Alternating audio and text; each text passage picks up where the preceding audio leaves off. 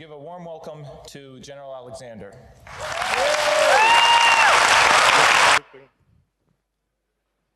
Give a warm welcome to General Alexander.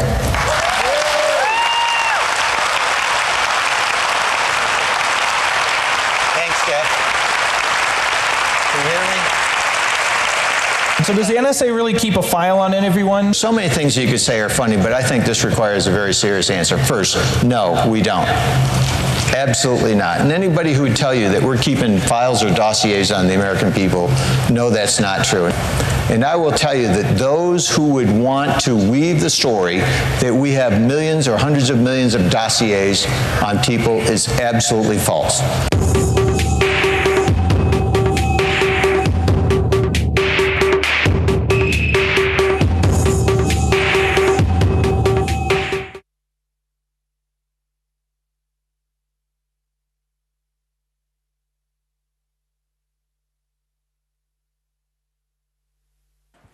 That's the first time I can remember not being wiretapped.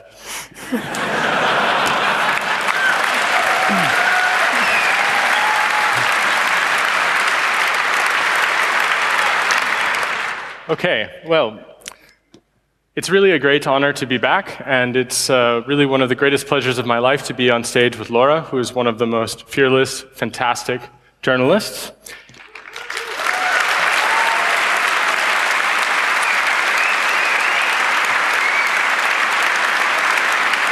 And we are here today to tell you a few things. I am an American by birth and post-nationalist, I suppose, by an accident of history. So I'm here now working as a journalist, and Laura is working as a journalist, and I'll let her introduce herself. So I've been working the last years trying to document the war on terror and to understand it from a human perspective and how we can understand it differently if we understand its impact on people. And today what Jake and I wanted to do is to talk about how the narratives that we've been told are false and how we can construct new narratives that are based on objective facts. I think in some ways, some of the things we are saying will be preaching to the choir, because it is through this community that we have in fact found some of the truths that we will talk about today. And the CCC, to me, is like home.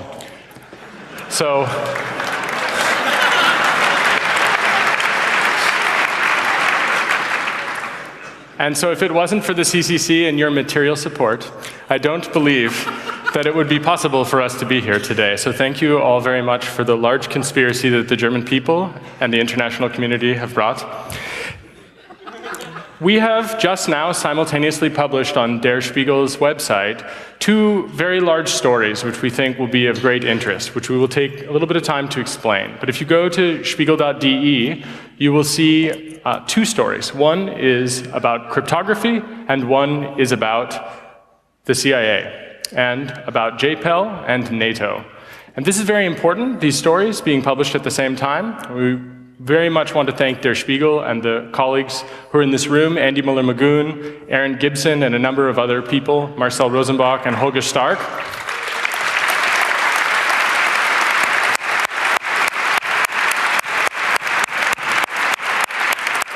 We, as some background, have been working on these stories really for a long time. The crypto story, I would say, it's something we've wanted to do for almost a year and a half, if not more. And really, if you think about the investigations in the cypherpunks movement, we've really wanted to have some of these answers for about 15 or 20 years.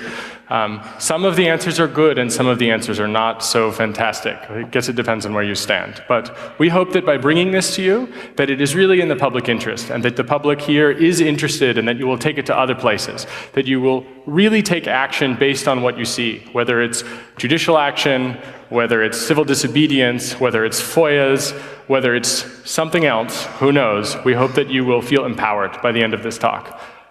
And I would just like to say that if anyone wants to open up their laptops and look at some of the documents that we published, we won't be offended at all. In fact, we'll be happy. I think it will contribute to your experience of the talk today. Laura, it's international on Spiegel.de. Great. Spiegel.de/international. And for everyone who can't be here streaming, remember, if the stream cuts out and you never see us again, it was murder.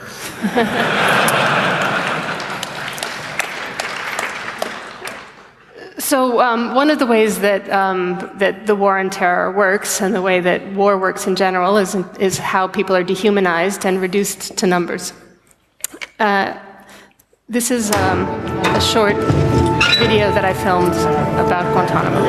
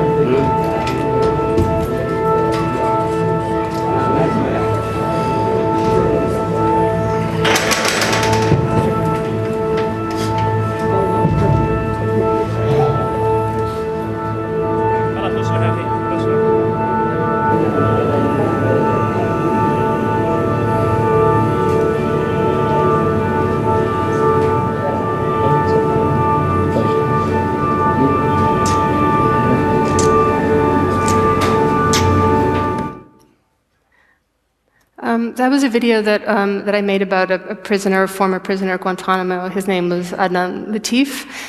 He was sent to Guantanamo in 2012, and this is how he came home. He was on hunger strike for many years before he died. And what was most shocking to me is that watching what happens when he returns home, and that he's listed as a number. And that his family had to witness that this was a person who they were seeing for the first time in many years, who was reduced to a number. So today what we're publishing with Der Spiegel is looking at how that process works, and it involves NATO's JPEL kill list that is being used in Afghanistan to target people for targeted killings. We're publishing along that some narratives that of particular people who are on the kill list. One particular case was a man who was given the code name Object Duty. He was targeted for killing or for assassination. A British Apache helicopter that was codenamed Ugly 50 was sent to kill him. This was on a day that the visibility was poor, and they missed him, and they shot a child and his father. The child was killed immediately. The father was wounded. The helicopter looped back around and killed its target. Right. So part of what we are hoping to do here, just to make it perfectly clear, is to expose information that people say doesn't exist, with a couple of goals. And one of those goals, to be very clear about it, even though this, I suppose, tilts me a little bit on the activist side of journalism, is to stop the killing. That is an explicit goal with this publication. The British government and the American government, in various different ways, NATO as well, they say that these kinds of things really don't exist, that they don't happen this way. And they talk about the killing of people in a very, let's say, mechanical fashion. Usually they say this evidence doesn't exist, but the evidence does exist. And in fact, there are lists with names, just endless names. And those people, in various different ways, are graded. They're graded with regard to the political consequence of those people being killed, as well as some very small spreadsheet. And on that spreadsheet, there is a small box, and that box explains their crimes. Next to that, there's a dollar figure for a potential reward, and maybe there's a restriction. Sometimes it says something like kinetic action prohibited, for example. That's because by default, kinetic action is not prohibited. That is because these are lists of names of people to be found and to be murdered. And so these lists, we have an excerpt of these lists being published today. And the goal of publishing this is to show what needs to be done. So these lists have redactions, and the goal is that Spiegel, along with hopefully others, will help us to continue to work to uncover not only the fate of these people on this list whose names are redacted, but also the fate of people who are not yet on these kinds of lists, maybe to move to a world in which we don't have lists for what I would call assassinations, and that's what Spiegel calls it as well. This is not, as some people would say, a joint prioritized effects list. This is an assassination program. And I think, personally, that it is inappropriate for democratic societies to have them. And when they deny that they have them, we'd like to prove them wrong and publish them. And so that is what we have done today.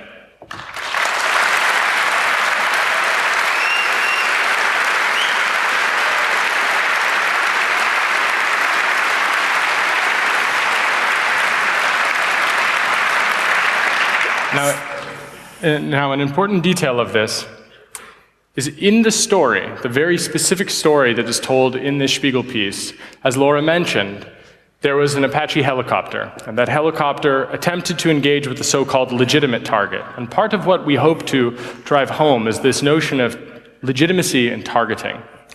In this case, there is a value that is assigned to a person, and that value is a number, which includes the number of people who are not the target that can be killed in service of killing that person. That is completely innocent people who are allowed to be killed entirely. And depending on the number, there may be a call back to base or to a higher command. But the number isn't one before they have to make that call. They have discretion. And in this case, a child was killed with a Hellfire missile. And why is that? Because technology mediates this type of killing. And that technology is not as precise as people would say. And so we have today published the storyboard of this objective duty, which is the name, DOODY. That storyboard tells this and explains that a child was killed with a Hellfire missile in service of killing someone else. And Laura can explain what this person did to deserve to be killed.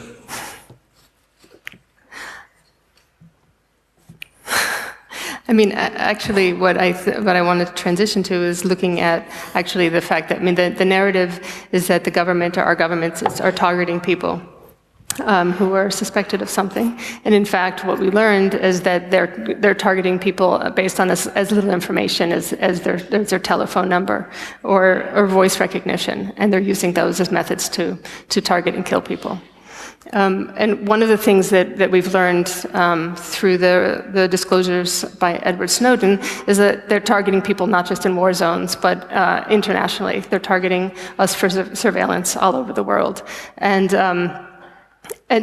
this is a video of a target. Das ist er schon.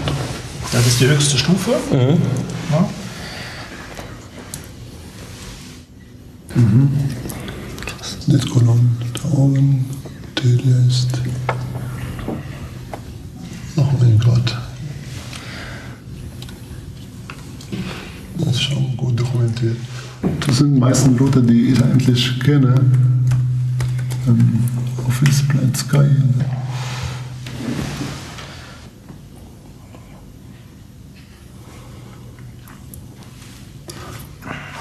Das ist ein Ingenieur. Ja. Ingenieur. Ah ja. Ingenieur. Ah, das. Ja. Das sind Sie. Ja. Ja.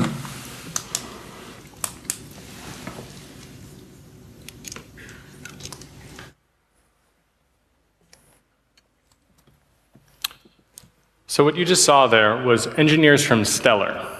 And well, that is a fantastic name for a company that gets compromised. It is important to understand the notion of targeting with regard to why a target considered legitimate in some cases can have this notion of collateral damage. Now, in the case of Stellar, or in the case of Belgacom, which Laura revealed with Der Spiegel, what we learn is that it isn't actually the case that a terrorist is involved with Belgacom or with Stellar. It is that a kind of neo-colonialism is taking place in the digital era, wherein the colonies, the networks that they do not have through coercion of the state or through other surveillance practices, they have to be compromised. And those become targets, and they become legitimate targets in theory and in actuality because of its usefulness, because of the leverage that it provides against a speculative target someday in the future. That is, these networks become compromised in service of being able to compromise future networks and other people just because they can. They set out to do that. And so Stellar is an example of such a thing. And to be able to confront victims this way, to show them that they are compromised, helps us to understand, helps us to show that in fact we are directly and indirectly impacted by these types of activities. And when we think about this kind of targeting, we have to understand the scale. And the scale is sort of incredible. The budget for targeted exploitation for the NSA, not speaking at all about the GCHQ or the Defense Signals Directorate folks over in Australia, there's so much money when you look at the offensive warfare that for 2013 alone, there was $650 million spent on the Genie program. And the Genie program is their offensive cyber war program, as they call it themselves, in which they build backdoors like United Rake and Straight Bazaar, and other tools like Reagan, which you know as one of the tools, I hope, that has been used in Belgacom and in other places.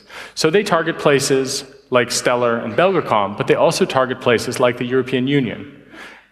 In that case, the European Union takes the place of a terrorist. That is, they are the goal. They aren't compromising the European Union's networks just because someone interesting might show up. They're compromising the European Union's networks because the European Union is the equivalent of a terrorist to them. And they wish to have leverage and control. Because that's what surveillance is in this context. It's exploitation of systems where they leverage access to that system, or whichever systems that they have access to get more access, to have more control, either politically or technologically or both, which ties, of course, into economics. Now, in the case of Genie, $650 million is quite a great deal of money. But for 2017, the projected budget for Genie is $1 billion. This is just the beginning of what we see. And these civilian targets, or these governmental targets that are being targeted in continental Europe, they're not alone. It is actually happening all around the world. And these compromises, they happen in service of mass surveillance. Whenever they don't have the ability to mass surveil a system, they implant systems along the way in order to surveil what goes in and out of them. Systems are even used as what are called diodes. And diodes are essentially another term which we see the Canadians use, operational relay boxes, or orbs. Anybody here that used to be a black hat? I know there are no more black hats here. It's all legitimate. But, except for that guy in the front. Everybody knows what you use those boxes for. You use them to jump from one network to another network so that when something is traced back, it traces back to that machine. In the case of the Canadian service, they themselves talk about a couple times a year compromising as many systems as they can in non-Five Eyes countries in order to ensure that they have as many operational relay boxes as they need for the coming year. These diodes mean that when a system does a thing, it is absolutely not the case that we can say the person who has purchased that system is responsible for it. It is their official doctrine, in fact, to use other people's computers for their hacking. And that's important when we now consider that they have, in 2017, projected a goal of having $1 billion to do that. When we look at how that balances out with defense, that is not at all balanced, in fact. It is tilted entirely towards offensive warfare. I was wondering how many people in the room have gone online to look at some of the documents that we released? Anyone? Hey, nice. All right. Fantastic. So in the future, that is to say in approximately 3 weeks, we plan to release, along with some of our colleagues at Spiegel and some other people who are helping out, more information about specific malware, specific cases in which it's used, and details about information sharing with regard to the malware in terms of how it's harvested. We're thinking probably in the second week of January for that malware story. And we wanted to make sure to get it right, and we wanted people to focus on the specifics of the NATO kill lists and to focus on cryptography. We thought, well, you people here in the audience would be able to handle all three. The rest of the world just isn't ready for it yet. So we had to take a little bit of a pause. So more of the malware details will be released in about 3 weeks. Now, for me, one of the things that has, I would say for my entire adult life, been very interesting to me, and before my adult life started, was a system known as Echelon. Anybody here remember that system? That's the guy that built it. I would guess. Maybe not, maybe not. Sorry, I don't want to, I'm trying to snitch jacket you there. But I think it's, to me, extremely important to hear about these kinds of things that sound totally crazy, like the CIA torture report, for example. That started out as a conspiracy, and now we know that America's official policy with the CIA was rape, anal rehydration. Those were conspiracy theories which we now know to be facts. So Echelon, the rumor of Echelon, was this notion of planetary surveillance. And of course, it was Duncan Campbell who brought this forward in a European Union report. He, in fact, very clearly outlined the interception capabilities of the US government and others. Now, it is hard to actually imagine planetary surveillance on a scale, let's say, of your home and how your home fits into your city, and your city how it fits into a country, and the whole world, and all of that being monitored. But what we found is that during the crypto wars, we thought that we had won. We thought that we had a way really to change things. We thought that with cryptography, we would be able to change the entire balance, even if something like planetary surveillance were to come about. And so when Duncan Campbell released his reports about Echelon in the very early 21st century, I think a lot of people weren't as concerned about it as they should have been. And shortly after that, the war on terror really got off to a very, very big start. It turns out that we weren't as concerned as we should have been in the right areas. And we, I think, can say now that the first crypto wars were not won. And in fact, the first crypto wars were probably, if anything, lost, or they're still going on now. If we were to delineate that, and we were to talk about, as an example, the second crypto wars, what we would find is what has actually been happening behind the scenes. And thanks to Edward Snowden, we actually have a great deal of answers that we would probably not have otherwise.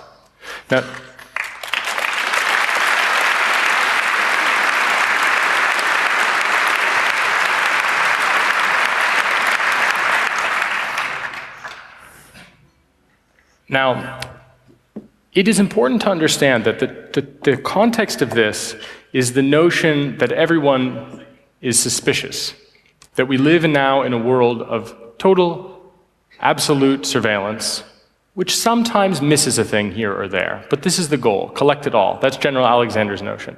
When he talks about this notion, for example, about dossiers, it's a trick, it's a rhetorical trick. Because what he means to say is that now dossiers are dynamic, and that this information is not stored on lists written down like in, let's say, the 50s. Rather, they're stored in databases that dynamically will generate a list based on a query from an analyst. Give me every person that went to this website at this time. And it, of course, expands. The notion is that somehow this will only be used against terrorists. But what is a terrorist in this case? In some cases, it actually includes people who are merely involved in drugs. And part of that has been published as part of the JPEL kill lists. That is to say, people who are definitively not terrorists, but who are otherwise interesting targets. So there's a sort of bleed over. And so we see the same thing with surveillance and cryptography. It was for exceptional targets, and now it is for everyone. And so cryptography came as a liberator, and that was the idea. But just as we showed a little bit ago with Stellar, where they targeted engineers specifically to have access to the infrastructure, so too we find that for cryptography, they sabotaged critical infrastructure. We found, in fact, so many different interesting things that it's actually hard to talk about it in only half an hour of time. Yeah, I mean, I'd like to just say, as one of the journalists who's been publishing on the documents, I think one of the most both important stories and the most unsatisfying stories was the Bull Run story that was published by the New York Times and the Guardian and ProPublica, because it did warn us of how the NSA was attacking critical infrastructure to make the internet insecure, and yet it didn't tell us any specifics of what they meant by that. And this was something I think that it frustrated many people in the audience. And so, yeah. And so the reporting that Jake has been doing, along with Aaron Gibson and other people, Christian Grutoff there in the audience, is to dig in and to find out what those specifics are, so that we can actually warn people about what is safe and what's not safe in cryptography. So we have, let's say, a little free time where we're going to talk about this, but I'd like to do some surveys. Who here uses PPTP? And don't laugh at them when they raise their hand. Let them be honest. Who uses it? One guy. Okay, well, good news to this audience. Stop doing that. We're going to tell you why in a second. Who here uses IPsec with a pre-shared key? Fantastic. Stop doing that too. Raise your hand if you use SSH. Guess what? In the documents that we're publishing today, we are showing, in fact, a series of systems that, if we understand them correctly, I wonder if I should say my next sentence. I say this only as myself and not as Laura. I'd be surprised if some buildings weren't burning, frankly. But the NSA claims to have databases for decryption of an attack orchestration for PPTP and IPsec, which is not so surprising at all, but also for SSL and TLS, and for SSH. They have specific slides where they talk about the Debian weak number generation. This is not that. From what we can tell, they have separate programs for that. So they, of course, have a way through the cryptographic exploitation services, cryptanalysis exploitation services, to do certain decrypts. Now, they say we stress potential. It seems to be that there's a pattern. And the pattern is things that are done entirely in software, in particular, those things, as long as there is a good random number generator, and especially if it is free software, what we find is that it seems to stand the test of time. That doesn't mean that it always will, because we found a couple of things. One of the things is that we found that they log the ciphertext, and that they wait, sometimes to break it with brute force. So we're also revealing today the location of the two large supercomputers, that is at Oak Ridge National Laboratories and at Fort Meade, for a program called Long Haul. Long Haul, I suppose, as they have named it appropriately, is for their long haul approach. Combined with things like the massive data repository or the Mission Data Center, the Mission Data Repository in places like Bluffdale, Utah, they plan and do store the ciphertext of an unbelievable number of connections. When you make an SSL-TLS connection, the GCHQ keeps statistics. The Canadian CSE keeps statistics. They seem to log metadata about the handshake in terms of TCP/IP, but also in terms of SSL and TLS for the actual protocols. That is to say, they store the cryptographic handshakes, and in some cases, for specific selected data, they take the entire flow. Now, we have found claims that are kind of amazing. In the case of Bull Run, the New York Times and The Guardian and the rest of the collaborating news organizations have often left out important details. One of the important details, which I find to be the most shocking and upsetting, is that the British alone, by 2010, was it? Had 832 people read into their Bull Run program. That is, 832 people knew about their backdooring and sabotage of crypto, just in the British service alone. And each of the Five Eyes countries runs a similar program like that, with potentially similar numbers of people read into those programs. They say something like 3 people can keep a secret if 2 are dead. How about 832 Britishmen? I'm not sure that that's a really good bet. And these guys have bet the farm on it. That is to say, they have slides and presentations and intercepts where they decrypt SSL, or they discuss decrypting SSL at a scale starting in the tens of thousands, moving into the hundreds and millions of thousands, or hundreds of thousands and millions, and then into billions, actually. For TLS and SSL, they actually have statistics on the order of billions of all of the major websites that everyone here probably has used at one point or another in their life.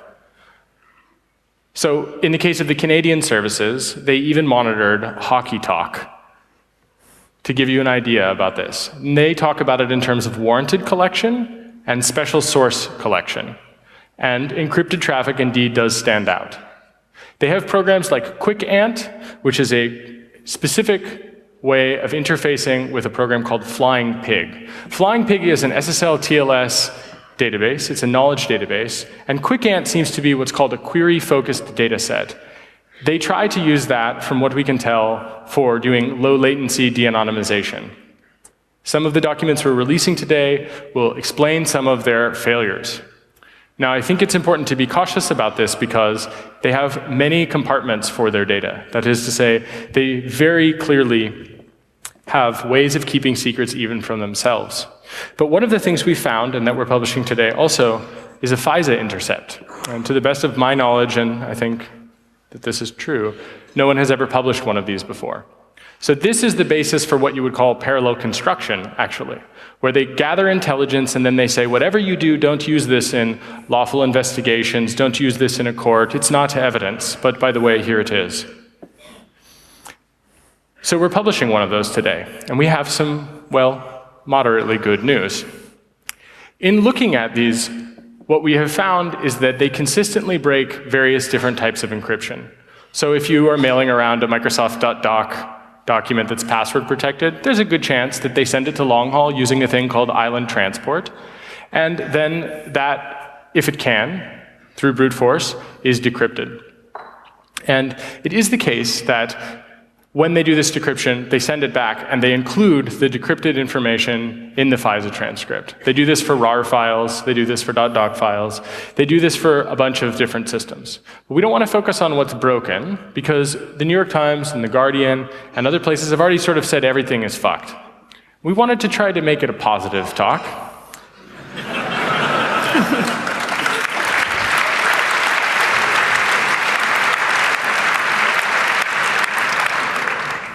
And so I think Laura here is just going to be able to show you, in fact.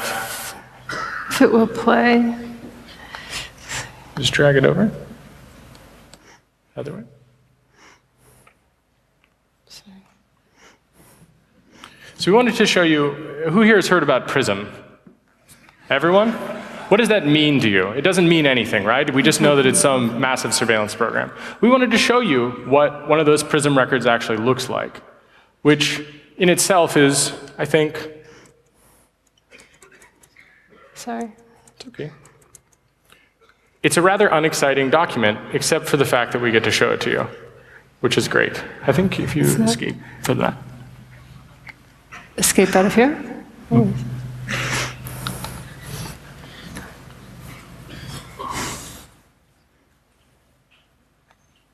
There it is. Hey, FBI, fuck you.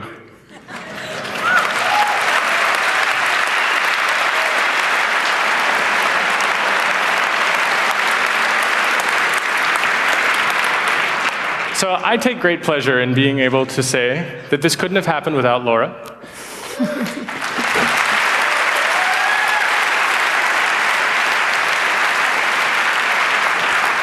But if you look here, you see SIGAD, US 984XN. That's PRISM.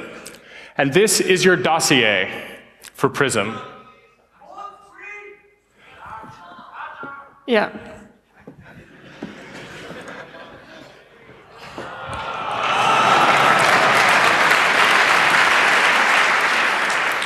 And if you're wondering about the redactions, it's all Andy Muller-Magoon.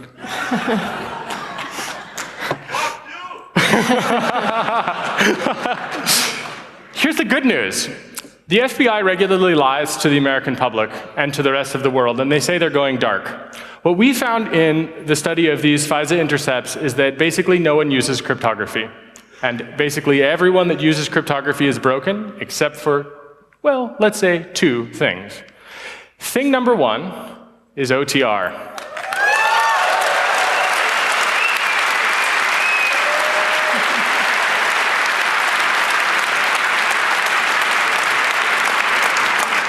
Very important to go with it is you'll notice that there's some metadata. And it's just metadata, but as the US government has said in public, they kill people with metadata.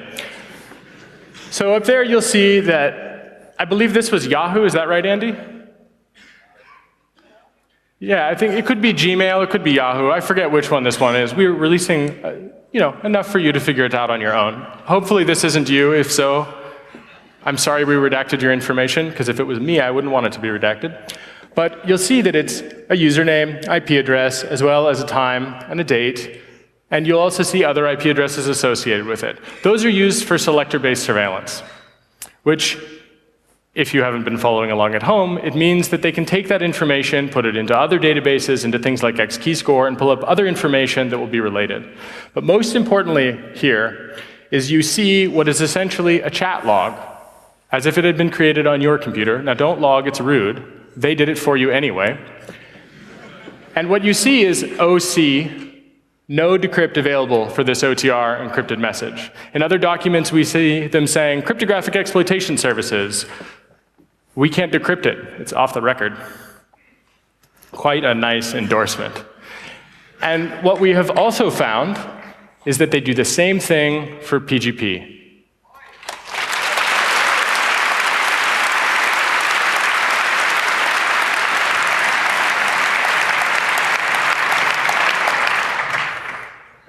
Now, in other cases, they do decrypt the messages. So instead of telling you about everything that's broken, what we wanted to do was to suggest, look at the composition of OTR. Find Ian Goldberg, who's here somewhere. Ask him to review your cryptographic protocol. Maybe don't, he's probably already overwhelmed. But Snowden said this in the very beginning. He said, cryptography, when properly implemented, is one of the few things that you can rely upon. And he's right. And we see this. This is the message. These things are not to be used in legal proceedings, and yet here we see them anyway. And what we see is that even there, in the most illegal of settings, essentially, they can't decrypt it. Now, the sad part is that not everyone is using it, but the good news is that when you use it, it appears to work. When you verify the fingerprint, for example. We didn't find evidence of them doing active attacks to do man-in-the-middle attacks, but that's easy to solve. OTR allows you to authenticate. PGP and GNU-PG allow you to verify the fingerprint. We did find evidence of them having databases filled with cryptographic keys that were pilfered from routers and compromising machines. So rotate your keys frequently, use protocols that are ephemeral. They themselves find that they are blinded when you use properly implemented cryptography. So GNU-PG, Werner Koch I think is in the audience. GNU-PG and OTR are two things that actually stop the spies from spying on you with PRISM. Would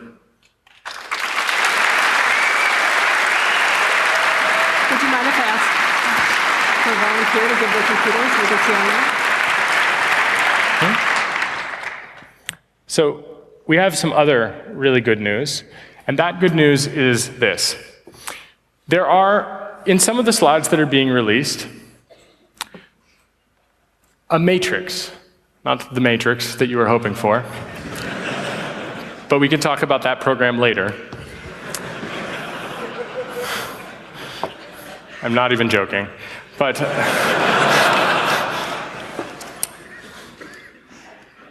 there are some other things. One of the things that they talk about in this matrix is what's hard and what's easy. And in the case of hard, they describe Red Phone, and that means Signal, the program by Christine Corbett and Moxie Marlinspike, as catastrophic.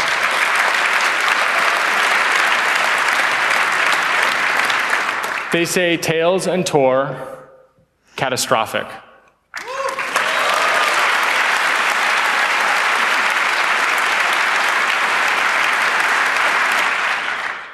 So what that really means is that we now understand some things that they have trouble with. And how they will take action to try to sabotage it is clear. They will try to sabotage the random number generators like they did with dual-EC DRBG. They will try to sabotage the platforms. They will try to force companies to be complicit. I think the German word is Gleichschaltung. You're all familiar with that? That is the process that is happening now in America with these crypto programs. That's what PRISM is. PRISM is when companies would like to fight against it, and that's not to call them victims, most of them are willing. This is still what they are forced into. That is the legal regime. And it is when you take responsibility using this strong crypto that you can set that in a different direction. Those companies actually can't really protect you. They are, in fact, secretly in some cases, and sometimes willingly complicit in that. And so if you use Redphone and Signal, if you use something like Tor and GNU-PG with a properly sized key, don't use like a 768-bit RSA key or something stupid like that. If you use OTR, if you use jabber.ccc.de, by that guy who runs that a beer, by the way, if you use these things in concert together, you blind them. So this is the good news, and the documents that support this are online. We have some other bad news, though. There exists a program which they call Tundra. Tundra, it's not exactly clear what the details are, but they say that they have a handful of cryptanalytic attacks on AES. Obviously, they can't break AES, or they would be able to break OTR. But what it suggests is that they have a conflict of interest, where they're both supposed to protect our information, and of course to exploit it. If they have attacks against AES, much like if they have attacks against SSH, as they claim in the Caprios database, in that program, then it shows that conflict of interest runs very deep against our critical infrastructure, against the most important systems that exist to protect our data. And it shows a sort of hegemonic arrogance, and that arrogance is to suggest that they'll always be on top. I had the misfortune of meeting General Alexander quite recently in Germany, and after failing to have him arrested, which was a funny story in itself, I asked him what he thought he was doing. Another person there stood up and said, "What about who comes after you next?" And he didn't quite understand the question, but his answer was pretty eerie. He said, "Nobody comes after us next." 1,000-year Reich. That is exactly what he was saying. And when I confronted him about accountability for things like kill lists and crypto, he said that he was just following orders, literally. So, now we know what blinds them, and we understand what they do with things when they're not blinded. Their politics include assassinations, but it doesn't just end there. It includes torture, it includes kidnapping, it includes buying people, and then sending their bodies home with a number instead of a name. It includes dehumanizing them. So we want to encourage everyone here to feel empowered with this knowledge, which is a little difficult. But Werner Koch, are you in the room? Could you stand up?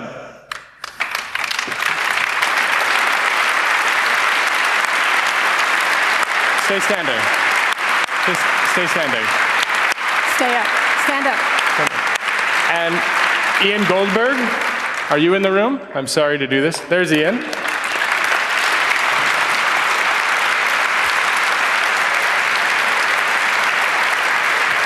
And Christine Corbett.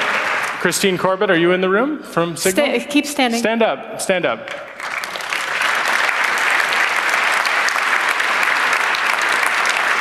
These people, without even knowing it and without even trying, they beat them.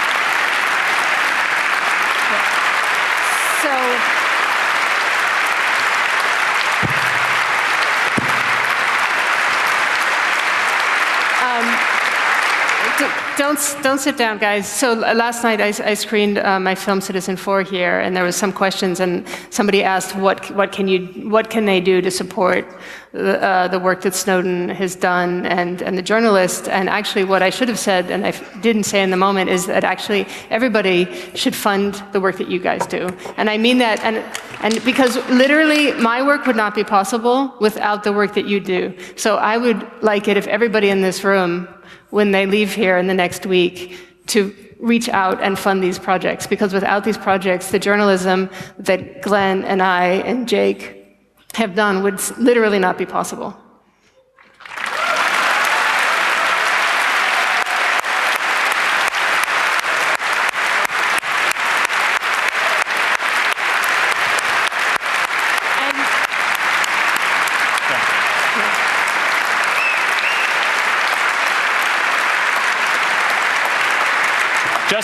Just to be clear, since this video will definitely be played at a grand jury against the both of us, I want to make it perfectly clear that defense of the US Constitution is the supreme defense, Your Honor.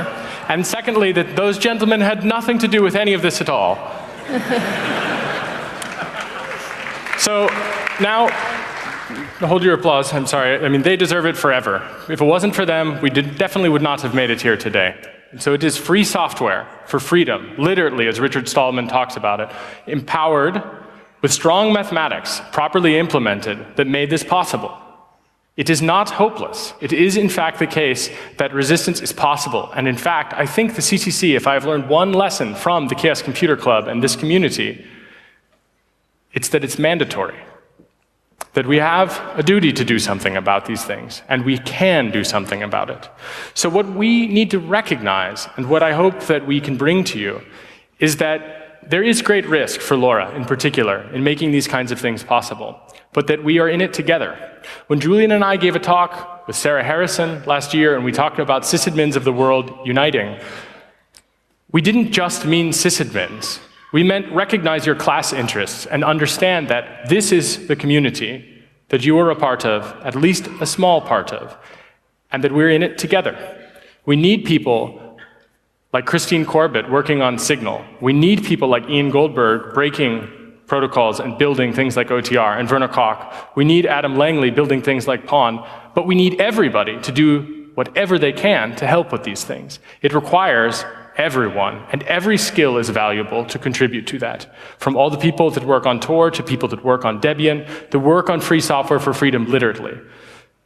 So what we wanted to do was to say that we should align with these class interests, and that we should recognize them, and that we should work together to do that. And it is this community who can help to really change things in the rest of the world, because it is in fact only this community and some of the people in this room and around the world that tie into it that have blinded these people. Everyone else seems to have either gone complicitly, or they have designed it incompetently and broken, and it is not good. So that is important to recognize. Every person, if you are here, you are out of a small set of people in the world. Use that power wisely. Help these people to do that, and that will help us all to continue, not only to reveal these things, but to fundamentally shift and change that for everyone, for the whole planet, without any exception. So, on that note, we'd like to take some questions. Yeah.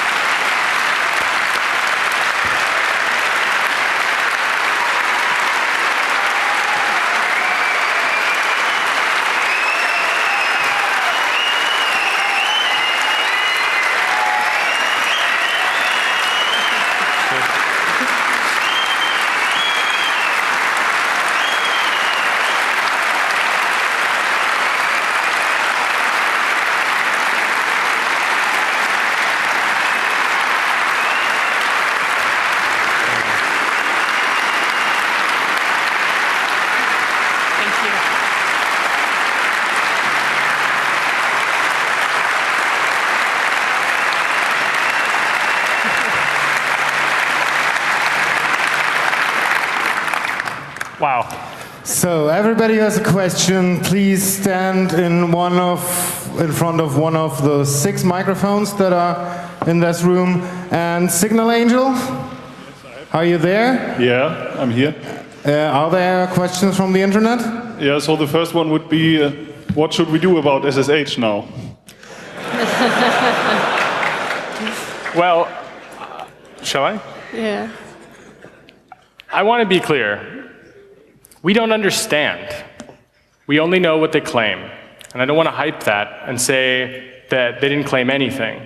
But they do have claim. They claim it as potential. What I would say is, what about those NIST curves? What about NIST anything? The documents that we've released specifically talk about something that's very scary. They say that it is top secret in a classification guide that the NSA and the CIA work together to subvert standards. And we even released, as part of the story, an example of them going the NSA that is, to an IETF meeting to enhance surveillance with regard to voice over IP. They are literally amongst us. So what do we do? First, find them. Second, stop them. Thank you. Microphone 2, please. Can you talk about, do you plan on releasing the source material eventually, or will it always be redacted? Well, some of this is already out right now without redactions, with the exception of a very few sets of redactions for agents' names and things where legally we will go to prison. I mean, I'm not adverse to that, but I'd like to wait a while. What about in 15, 20 years' time? Yeah, I mean, I think there are two questions there, is how the scaling the reporting, which I agree needs to happen, and I think it's a valid criticism. We need to do more of it. I think certain things, I would say should continue to be redacted, at least for the short term, which are things like, there are a lot of names, email addresses, phone numbers, those kinds of specifics, I think we'll continue to redact. And then we're working on scaling. I haven't really had time to think about 15 years from now, but of course, I think at some point, those questions of names, I mean, that becomes less of an issue. But I do hear the criticism that we need to be doing more publishing. If we live that long, I hope you'll help us. Next question? Next question from the internet, please. So how reliable is this source on OTR? Can that be verified with a second source somehow? Well, I think that's a really good question. From what we know cryptographically, OTR, which has been analyzed by a number of people, hasn't been broken. And what it appears to be the case in these FISA intercepts alone, that is one set of things, where they produce one set of evidence from one set of people. And there are other documents from a different section, from different agencies, that essentially say something completely the same. That is, everything we see seems to support that. And I would say, maybe Julian's not the best example of how great OTR is, but I think I am. I rely on it every day for almost all of my communications, and I feel pretty confident, which combined with this, as well as talking with people in the intelligence community who actually use OTR, and PGP, amazingly enough. So I feel pretty good about it. And the most important part is that they don't have superpowers. They have back doors. For example, I really would encourage people to look at the Cavium hardware. I don't really know why, but it seems to be that they're obsessed with this. And you can look at the documents and you can see that. But look at the hardware, crypto hardware, and imagine that it's compromised. They spend tens of millions of dollars to backdoor these things, and they work with agencies around the world to make that happen. So it would make sense that OTR would be safe, actually. It doesn't interface with any hardware. And it would make sense because the math seems to be good, and it seems to be vetted, and that seems to be their weakness. Thanks. Number 4, please. Hello. I have actually, I think maybe a little odd question, but I wanted to ask it anyway, regarding the term war on terror in general. Because all of these things, the torture report, the NSA spying, is all being done in the name of the war on terror.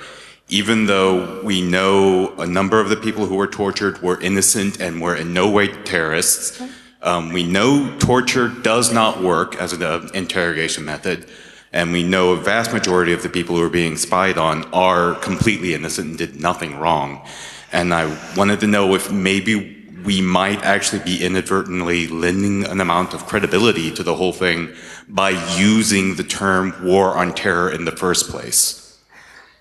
Yeah, I mean, actually, I think, right, we're talking about reconstructing narratives, and that's maybe one we should, because it's really the war on, pretty much everyone. And so I agree with that. I think, and I stopped using it for a long time. I think I began reusing it, I think, when nothing changed. And in fact, I think I was one of those people that thought things would change under Obama and there would be some accountability. Like if you torture people, you're held accountable for torturing people, and then that didn't. So I agree we need a new term for that to describe. I mean, some people are calling it the endless war, which I hope is not, isn't actually true. But I do think that that's a term that, comes with, with the narrative of the government.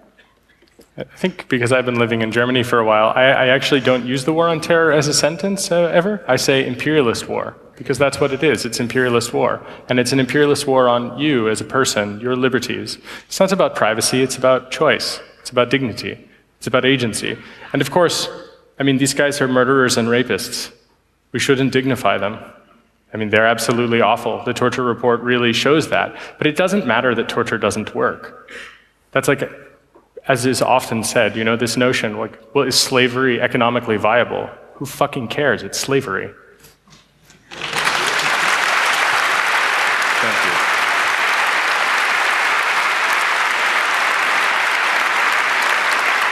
you. Number one, please.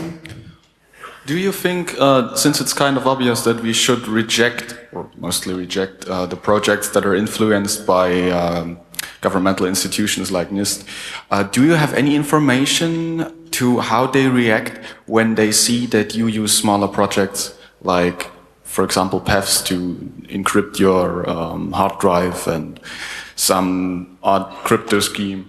Well, one of the things we found is that TrueCrypt, for example, withstands what they're trying to do, and they don't like it.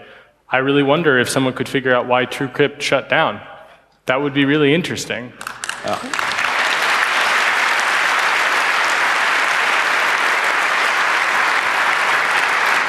I can also tell you that after I met General Alexander and I told him to go fuck himself as hard as possible with the chainsaw,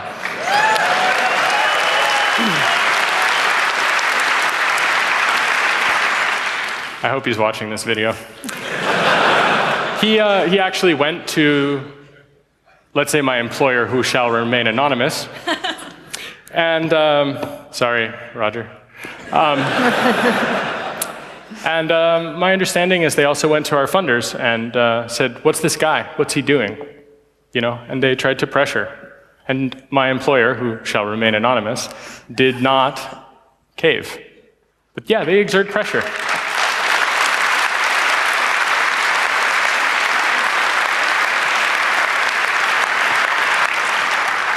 Another question from the internet, please. Yeah, so these files are pretty shocking or revealing.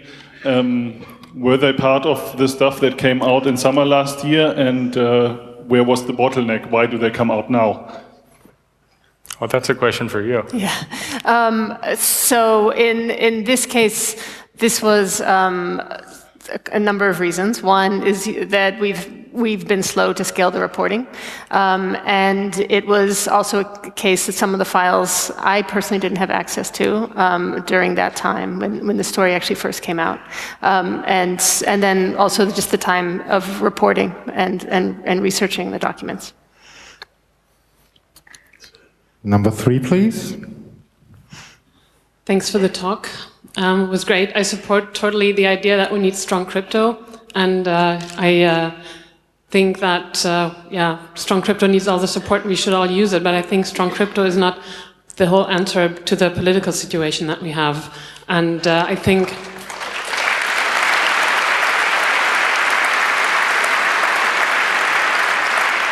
that this community of hackers and nerds needs to build stronger ties with political movements and be part of political movements. I know you are, and I think that we can't solve the political dilemma with just strong crypto, so we need both. Yeah.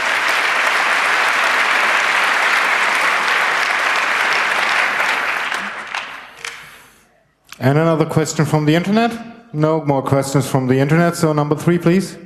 Yes, thank you also very much for the talk. I wanted to ask a question about Citizen 4 and especially the ending of Citizen 4, where there's a strong suggestion that the army base here in Germany called Ramstein is essential in these killings that you addressed tonight.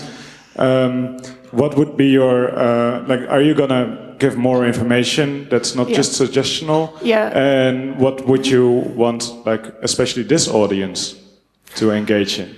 I mean, so there is going to be more reporting on that topic that I'm working with and my colleague Jeremy Scahill at The Intercept. And unfortunately, I can't say more than that other than we will be coming out with more information that will go beyond what you see in the film. So, for sure. And it deals with how Ramstein is part of the infrastructure and architecture of communication. Shut it down.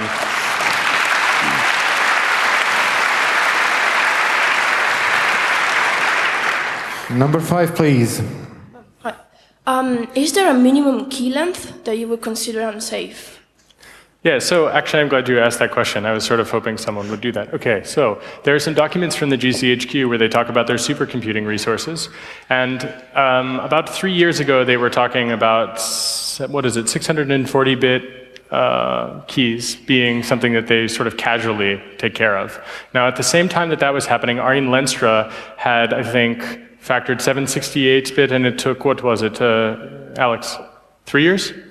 On a bunch of, year and a half. So I think pretty much anything less than 1024 is a bad idea. There are other documents where they specifically say if it's 1024-bit RSA, it's a problem.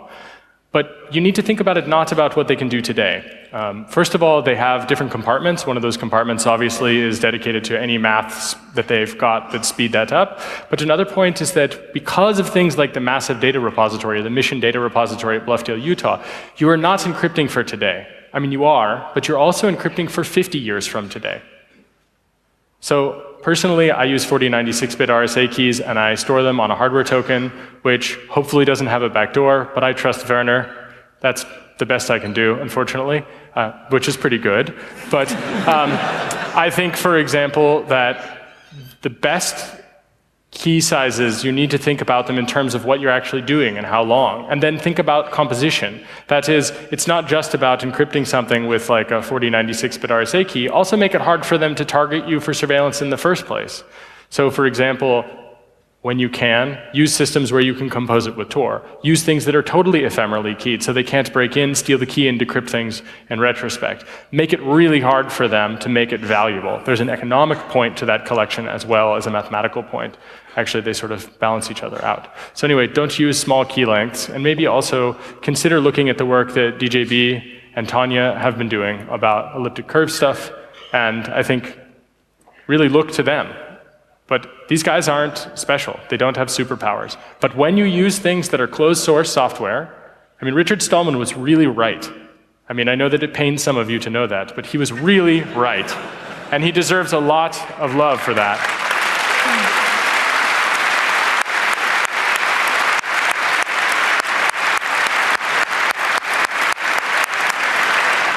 Free software with software implementations with large keys. That's what you want. And when you can, protocols that allow for ephemeral keying or where they have forward secrecy. Things like PON, things like OTR, things like Redphone and Signal, and GNU-PG. GNU-PG has the caveat that if they ever get into your system later, they can of course decrypt other messages. So you have to consider all of that, not just key size. And GNU-PG has safe defaults. So if you're choosing key sizes, hopefully you're using that. Libraries like SALT also make safe choices. So hopefully that answers your question and you use strong crypto in the future.